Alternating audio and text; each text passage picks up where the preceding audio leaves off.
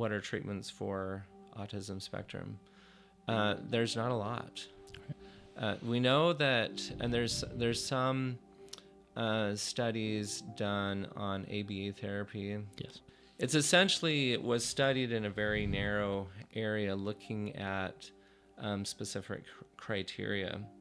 And it wasn't intended even by the original author to treat all aspects of autism spectrum. I believe it was only intended to treat, and I'm probably going to misspeak here as well, because I don't study this stuff as much, but more of the behavioral interactions, like being able to cope with changes, right? Mm-hmm. But it doesn't improve social interactions, and it doesn't improve language, as far as I understand. So there's some things that it just is limited in doing.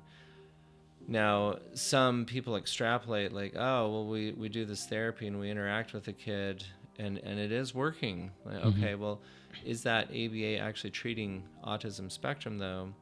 Or is it you work with any kid for 3 hours a week that's 5 years old and is learning to develop language? They're developing their language. And are they going to develop language? Absolutely.